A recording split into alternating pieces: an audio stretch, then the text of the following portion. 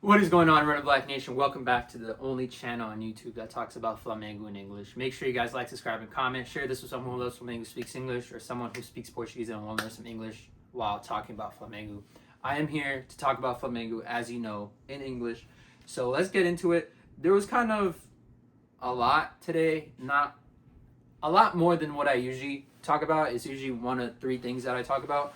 But today I'm going to talk about like six things.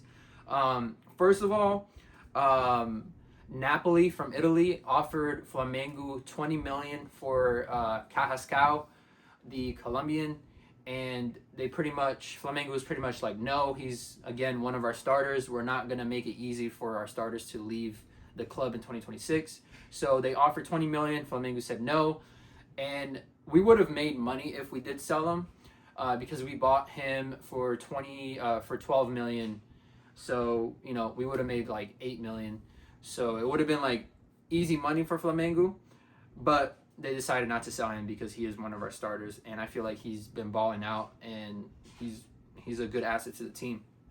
And then the other news that came out was Lucas Paquetá might come back to Flamengo because he might leave West Ham, and West Ham's been trying to get rid of him ever since like the whole fiasco with the betting thing that he did or did not do, whatever it is. I feel like we don't need Lucas Paquetá right now because our midfield with like Jorginho, Saul, and the Chilean, I forgot his name, but you know who I'm talking about, the Pitbull. He is like, those three are good enough, and I feel like we don't need Lucas Paquetá. So, and they also said that he's like kind of old-ish because he is 28. And Botu, the president of Flamengo, is trying to like only contract players that are like 26 and under. So once they get to like that 28, 29, they could like sell them for a profit or get their money back. So that's what they want to do as well, 2026 forward. And then the little robot, Robozinho, Michael, which is one of our forwards. He did a lot in 2022 with Flamengo, and then he went to like Saudi Arabia to play. He was going to Santos, he was going to Santos, and I guess that fell through. And then Corinthians is trying to get Allen. So Michael is going to Santos, supposedly. He's going to be playing with Gabigol. And then Allen, which I talked about the other day, was supposed to go to Sao Paulo, but Corinthians kind of swooped in and is trying to contract Allen right now from Flamengo. And they're going to get rid of Allen and Michael no matter what, because they didn't really get playing time this year. And to be honest, we really don't need them. And then we do have a new signing, which is Vitão from Internacional. Today was like his welcoming press day or whatever, and he got really emotional, saying that he's playing for the best team in the world and the biggest team in the world and all that.